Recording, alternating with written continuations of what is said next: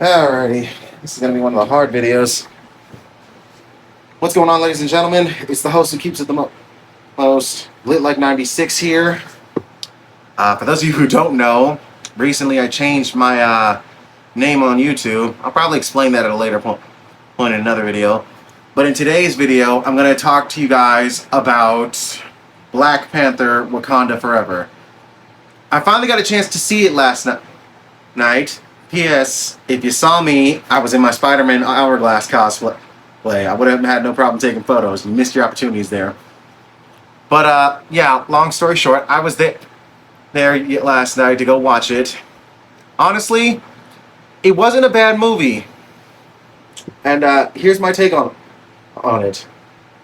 So, starting point. First things first that we need to discuss is the factoring matter that this is more... When you go to see this movie is going to be more about it being a send-off for Chadwick Boseman that we never really got to do around the time of his untimely death due to cancer. So, I will say that. Other than that, though, I'd say you'd want to go more in mind with the fact that this movie is really just the Namor movie, in my opinion.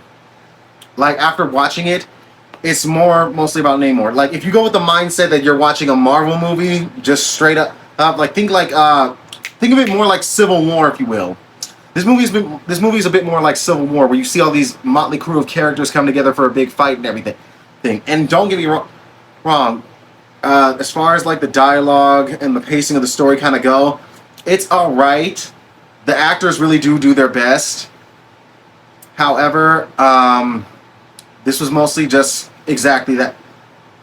Ryan Coogler is an amazing director and everything, and this movie does take you on one hell of an emotional spiral and touches up on the subject of death and loss.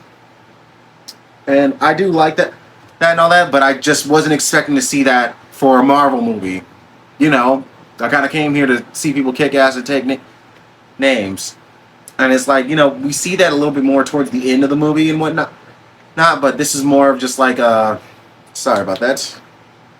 This is more of just like a situational thing that kind of goes down.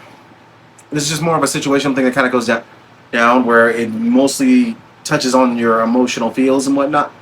It's a good movie. It is a good movie, but I'm just telling you guys, like, kind of keep your hopes down. Like, go with the mindset of going that, like, okay, this is just a normal Marvel movie. Like, not full-on a Black Panther movie. And like I said, this is a spoiler-free review. Well, I probably didn't say that in the beginning, but you get the memo. This is a spoiler-free review, but the ending will kind of touch up as to what happens next for the Black Panther and everything. Near the end, I'd highly recommend that you at least have the patience enough to watch this movie. Like I said, it's not a bad movie or anything. The cast and crew do really well. I love Angela Bassett's speech about how she's like the last of her family and everything. I really do love her speech. I loved her speech like with that in the trailer. And I sat there and said, if she doesn't get an Oscar for this speech, I swear I'm gonna riot, because that's just not it. Like, you better give her an Oscar for that, because that was just too powerful not to give her one. But yeah, as far as I go off with this movie was pretty much everything that I was kind of expecting, because there were already reviews about this from people who already watched it before it came out in the US, and you know, it was basically saying the same thing. And then after I went with the mindset okay, maybe it'll still just be another Marvel movie, sure enough, this actually did come around. It's just that, another Marvel movie. Like I said this, but I would highly recommend watching this movie because it was a proper send-off for Chadwick Boseman. Man, it really was. It was really phenomenal. No, like, you could tell, like, the whole cast and crew truly did miss him dearly, and they wanted to give him a proper send-off. And this is throughout the entirety of the movie.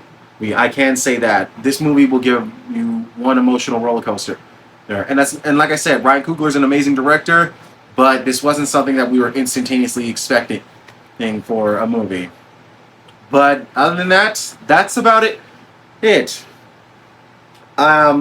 I'm hoping that they do actually kind of put in a little bit more effort. Though I will say this, we could have literally had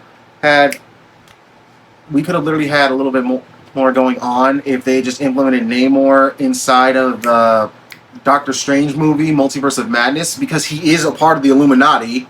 I feel like if they had put him in that movie and hinted him kind of like being in the Wakanda Forever movie, or just like making this a flat out Namor movie with like, you know, mention of like Wakanda, then we could have actually gotten this whole situation.